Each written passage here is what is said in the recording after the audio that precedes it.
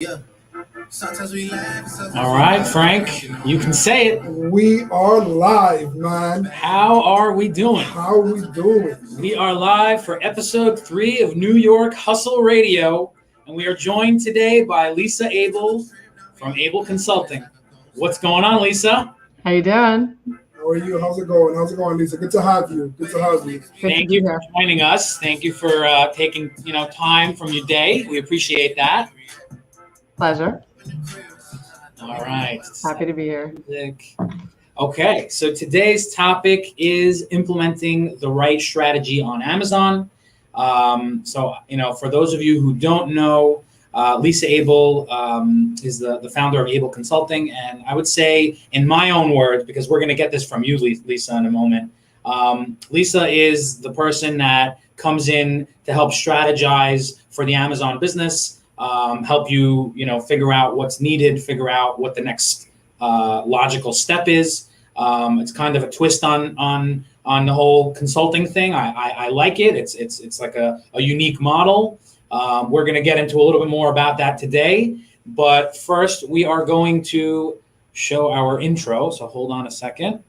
Summit, let's get the intro going. Welcome to Hustle Radio, a podcast about the New York hustle mentality centered in the e-commerce industry, the official podcast of the E-Com Cooperative. Introducing your hosts, Frank Acosta and David Dayon. Okay, what's going on, guys? What a good intro, man. What a stuff, man. good vibes, man. But New York we're hustle. already working on the next intro. Yeah, right? yeah. We're always working on the Round next two, thing, right? round two. We're always looking how to make something better, right? It's always like building on top of buildings and So a bigger thing. Lisa's backstage right now. Yeah. And before we bring her back, Frank, I want to hear from you. You met Lisa. You don't meet every single one of our guests, but you had the pleasure of meeting Lisa. I gave my intro. I want you to give your intro of who she is, and then we're going to bring her back on. Yeah, look, most importantly, I think that when you're a service provider, right, for anything, the best way to be crazy knowledgeable is to be able to have served in that service, right? So, for example, if how much better can you do consulting when you actually sold on Amazon, when you actually went through the Frank, process? you're giving away of it, too right? much information. I know, but I'm giving a little bit, right? That's for her to tell. It's her story, Frank. Sure, but I want to share with people that the people that we bring to the table are people that are not only experts in their field, but they walked through that process, right? They lived it. It's not just, let me consult, right? It's something that I do, something I've done successfully, and now I want to teach you how to do it as well. So, correct. I think we're very picky with who we pick. So, if we have somebody here, it's for a reason. 100%. Without further ado, how are we doing, Lisa? Oh man, that was an intro. Thank you. My intro is so much better than David's, right? Yeah, that's what counts. I will not answer that. I love it. You will not take me down that way. I love it. Lisa, so the New York Hustle Radio. You come from New York. You come from the Bronx, one of the loudest cities of New York. So we have a true New Yorker with the hustle mentality with us for sure today. For sure. Get that. I mean, we are called New York Hustle Radio. Yeah. The idea is that you don't have to live in New York to have the New York Hustle. I think that was kind of what But you can have the mentality of a New York hustle. Like but it helps when you actually live and are born in New York and you actually have that New York hustle. That's a fact. I don't live in New York, and I lived in New York a very small part of my life. Yeah. That was enough for me to get that. I feel like everybody from New Jersey, though, they always say they're from New York. Probably two or three. Close enough. When in the majority of people, when you go to like their actual LinkedIn and they all from Jersey, it easily says New York on their little tag, right? So everybody wants to put that New York tag on it. But Lisa, thank you. This is our 3rd episode of the New York Hustle Radio, and we're bringing people to the table that bring value. Most important, what we want to bring to our viewers, we don't want to be like every other podcast that's out there. We try to keep it 20, 30 minutes max, but straight value dropping and giving people what they need to hear, right? And I think having an expert in your field, a lot of our viewers who are selling on Amazon, who want to sell on Amazon, can grab crazy value from this episode. So the mic is yours, Lisa. Give us a little bit of background, where you come from, what you've been doing for the past few years, and where you're at right now. Sure. So I started a company 2 years ago. And in March, I exited that company. I was really excited to have experienced the gamut of Amazon in terms of creating a company, building a company, and then selling a company. So I feel like that gave me a nice kind of understanding of the process. But I had no intention of becoming a consultant. That was never on the table, because I don't claim to know more than every other seller who's doing it. I don't. I know what you know. And I think as a consultant, that kind of fell into my lap. What made me a consultant was my differentiator. So I ended up working with very large brands in the licensing model. And they're very, very talented companies, all of them. And they're pretty much used to one model. They all work in the, Costco and Macy's and Bloomingdale's, and that's where their brands exploded. And then when COVID hit, well, I started working with them before COVID, but that was really a big piece of that pivot that everybody was making. So during COVID, all these brands needed to pivot or die. That was it. And so I support these brands and all their licensees in developing an e-commerce plan and digital marketplace support, essentially. So that became my differentiator, and I love where it went. I love where this whole gig went, because I didn't plan any of it. So I want to actually dive a little deeper into that. So I know, because I was talking to you throughout the process.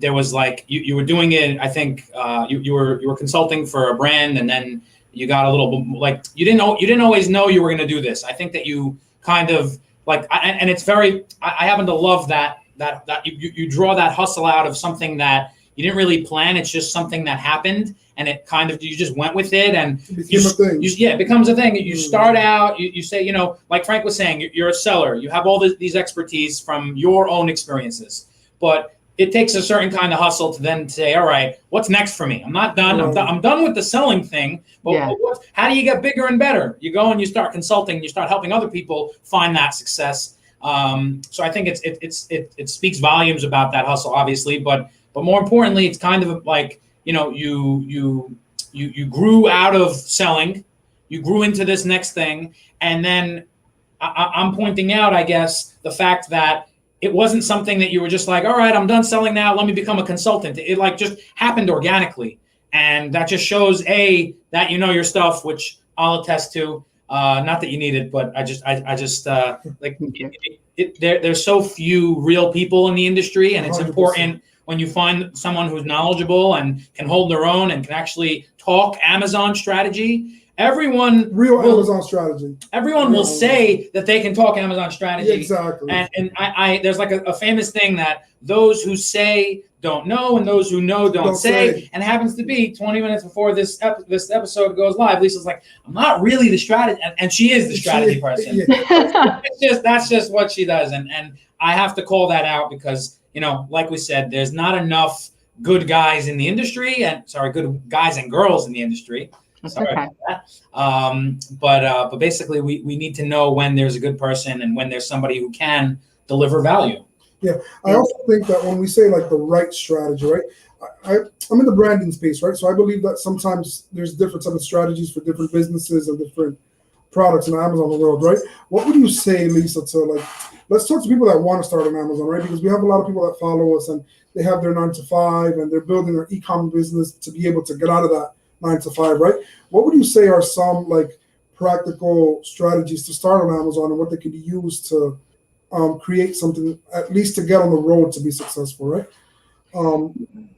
I mean, so I heavily rely on the basic tools that we all use. Everyone in this, we all use Helium 10 or to look for products, but that's not what you're asking. Product development is not really the question here, because if you find your product and you sell a good product, you're going to do okay, right? And if you pick the wrong products, you're not going to do okay, even if you're kind of really good at it. It very much has to do with finding a good product. And then once you have a good product, right, you have to do everything else right too. You have to pick fantastic image work or get the right people to do image work, and you have to build great content and do all the keyword research, right? This is something that's not new to anyone who's listening. Everyone knows that, and every consultant or coach is going to tell you the process of how to make a optimized listing and bang it out. I think that's not where I'm going to bring value to this conversation. For me, what I learned from my process of building a company, I was in the control room all day long. I was a solopreneur. I didn't outsource anything except for marketing. And I had my hand on every lever.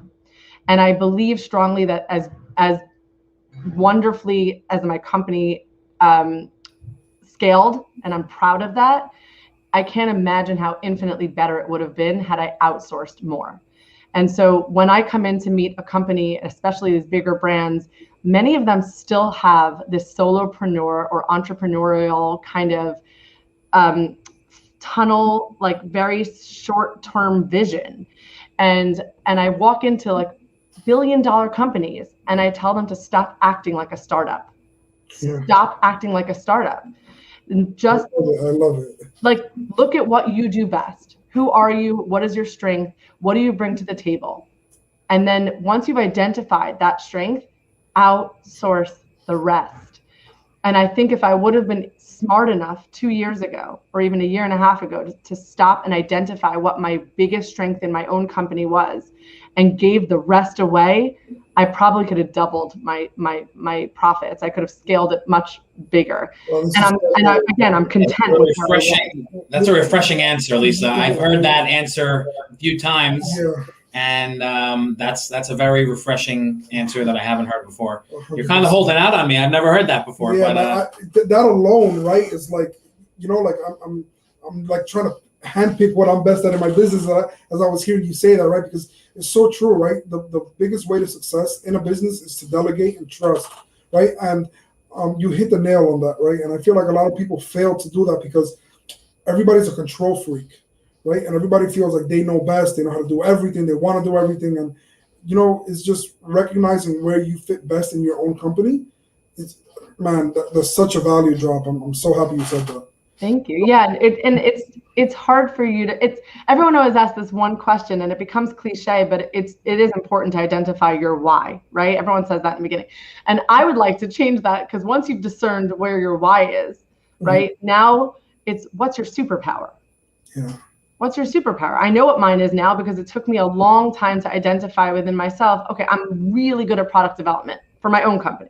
Right. And then what's my superpower as a consultant? I come in and I kind of identify the white spaces.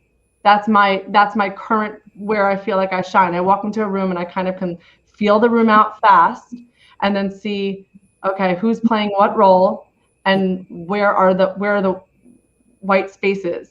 For sure. And that's by that. Yeah. So let me ask you this. Let's put it in real-time perspective in your business, right? Let's go 2 years back. You realized that your best space was in product development, right? Are you saying that you would have outsourced branding, management, and all that stuff, and you would have found somebody to fill that space? Or if you would have had the knowledge that you have now, would you have taken that route? Yeah. I mean, I didn't need to deal with the day-to-day logistics. That didn't take my energy and time and intellect. Like I could have outsourced that to anyone who knows logistics. Here's the 2 contacts you need to contact once I need stock, make sure that happens and make sure that the shipping company gets I didn't need to spend 2 hours a day with logistics. I surely didn't need to be answering customer emails at 11 o'clock at night when I could have outsourced customer service, but I didn't want to because, I can do it. I can do it. I kept saying that, but I can do it. I had 5 kids. I still have them, thank God. I have 5 children. It was during COVID. Everybody was in my living room. There was iPads in every corner and everyone was homeschooling. And I'm sitting there closing up boxes and answering emails. Like I didn't know how to let go. And again, I'm so grateful for the process and I'm grateful for where my company went. I'm grateful that the company got acquired. I'm grateful for every step. And I'm even grateful for what went wrong so that I can now stand here and say, don't do that again. Don't any company that I work with ever do what I did because it will only hold you back. It will never make you grow. And you controlling every aspect is just not allowing someone else to shine. So if you hire someone that's great at branding or great at logistics, What if they come up with a whole better system that you in your limited mind couldn't come up with? So giving everyone else the room to shine is also a skill. You're dropping so many gems, man. I'm so I feel like we need to call something out though, because me and you, like, you know, all right, we hustle, all right, fine, whatever. Sure. We don't raise a family on top of that. And you know that there's like this famous video that went out where they were doing interviews and they were like, hey, you know, this job is 7 days a week. And they're like, well, no, I need a day off. Yeah. This job, you have to be on your feet all day. This job, you don't get sick days. You don't get and they're going after one by one. Probably everybody saw the video. Mm-hmm. And you go, every single person, they must have interviewed 20 people, and every single person is like, this is absurd. I'm not. And anybody who was like, okay, I'm really desperate for a job, they got them at like a certain, yeah, but you don't have sick day. Yeah, but we don't have whatever the thing was. And then they're like, what's the job? A mom. Mm-hmm. So I feel like, first of all, we got to call out the mom hustle for a second. 100%. That's just, you know. That's next level, bro. I don't think we'll ever understand. On top of the mom hustle, we have the whole Amazon hustle, which is a respectable hustle in its own. Yeah. Each of them are respectable on their own. But I feel like, you know, what you were just saying about all the kids home and, you know, 5 iPads, 5 corners of the room, and then you're boxing up goods and sending out Amazon shipments. I love it. That's awesome. That's just awesome. That's next level hustle that we're not there. It really is. We're not. We're not. I don't think we'll ever get there. Yeah, that's not. So shout out to you, Lisa, for doing that. It goes to show, like, for a lot of moms that are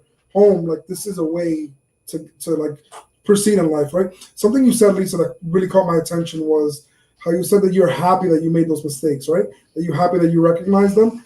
I always talk about, and I always say this with you, David, I'm a product of failure, right?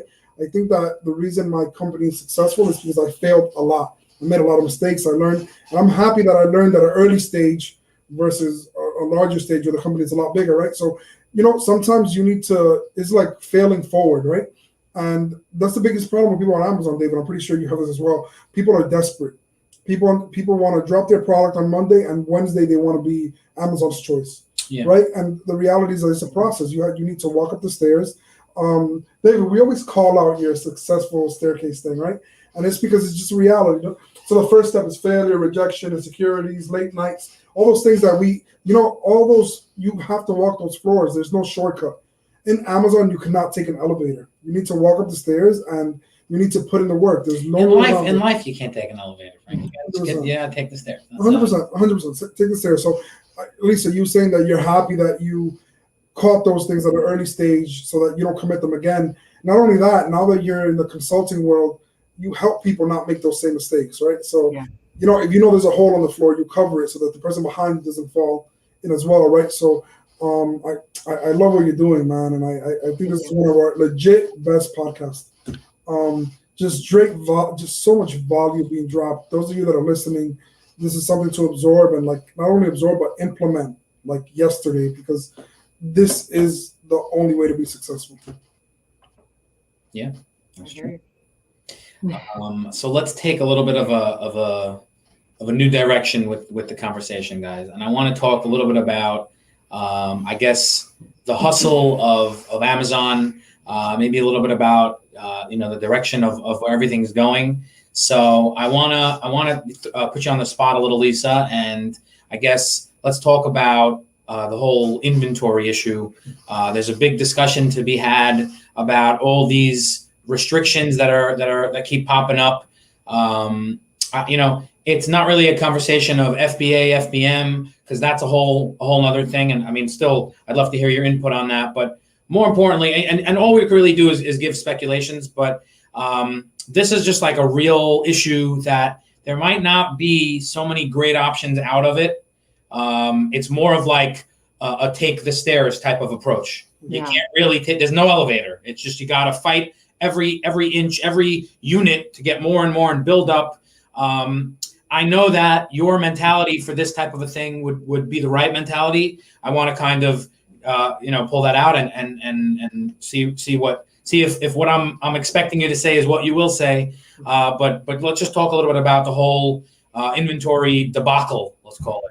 Yeah, before these answers, because I definitely want to hear it. I remember, David, I came to you like years ago before this whole hassle, and I asked you, I was like, what are the top 3 things for you to be successful on Amazon? And your response was, number 1 is inventory, number 2 is inventory, and 3 is inventory, right? Because it's you don't have a product, you're not selling anything, no matter how good your branding is. So this is definitely in the times that we're in is more difficult for people to have that. So I'm so glad you went into this topic, because I also want to hear, because it's also a big issue. You're not entrenched in the Amazon world, but it's a big issue right now. They just restricted a whole bunch of people from shipping. It's not even about having the goods. You can have thousands of units, and you're just not allowed to ship it into Amazon because they're restricting you and only letting you send in 100 units or having 20 square feet of space. That's it. Crazy. So they're limiting people. I know a bunch of people who had issues with Prime Day because of the inventory limits. Yeah. So back to that question. I want to just hear your input on that, Lisa.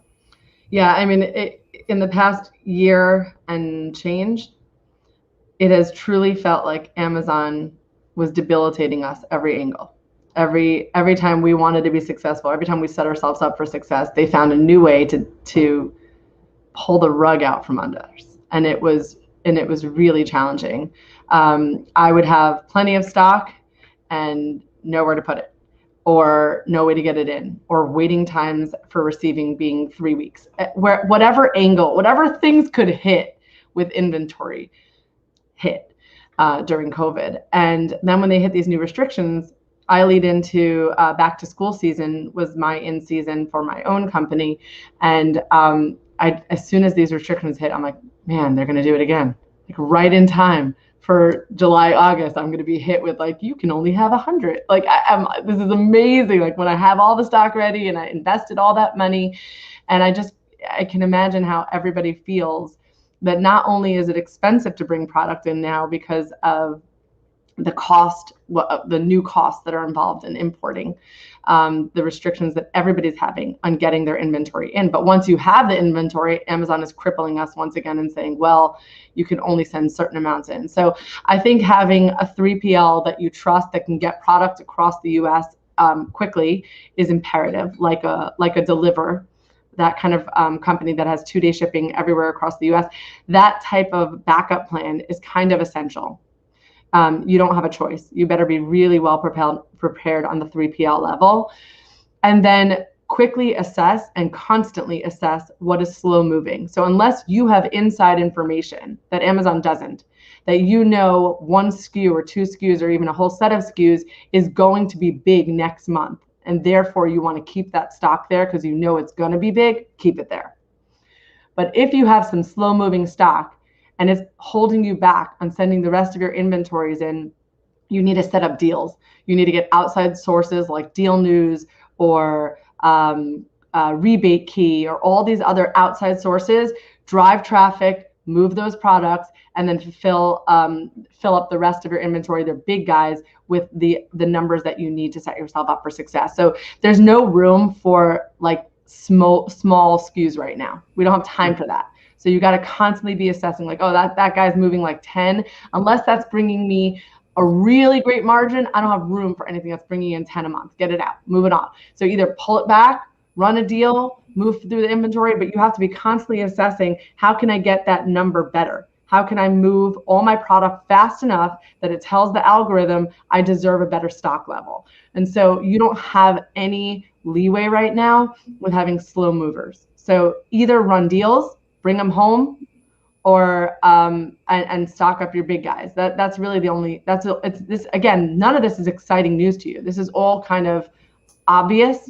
I'm not gonna. This isn't a bomb here that you're gonna be like, oh my god, I didn't even think to get rid of the guys that are moving slowly.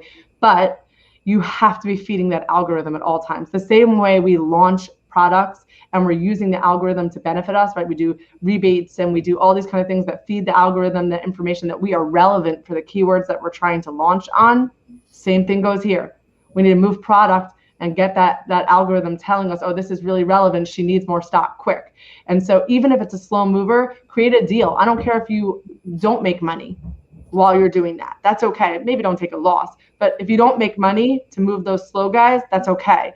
Because it's more important that the algorithm tells you or your stock levels that you're relevant enough to restock more That's how you set yourself up. So if I know that back to school, or you guys, some people are thinking about Q4 already, right? So create a strategy 2 months before that you're going to run a ton of deals and get product just moving, flowing through your Seller Central. And then once that algorithm's like, oh, they need stock, then you set yourself up better for the month and a half before Q4 hits, that you're like, okay, now I have better numbers. And if it doesn't work and your algorithm isn't working for you, then just have that 3PL set up, that you have all that inventory, because there's no other choice. Running out of stock is not a choice. So if we have to back ourselves up with merchant offer, so be it. That's the game right now. And that is exactly how I, in my opinion, that's what I believe is the way you approach it. You have FBM as a backup. In a perfect world, you never have to sell even one unit of the FBM stock. It might seem crazy to just have, let's say you stock it with a case of 24 units, and let's say you have those 24 units sit on a shelf, but that is the price you pay to never ever stock out, to have those units serve as a backup, and that's it. Right. Yeah, 100%. Agreed. So Lisa, I'm going to put you on the spot because another on the spot. Yeah, Frank? but this was going to be good. You're going to agree with me. We only have one on the spot each episode. I know. Well, today's an exception. Okay. Lisa, I need you to commit to another podcast with us.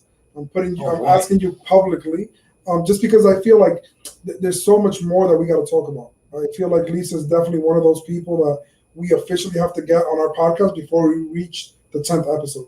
Like that type of vibe. This is episode 3. Yeah, that type of vibe. Just because. Do you think she just has time to be on podcasts all day? We're gonna figure it out.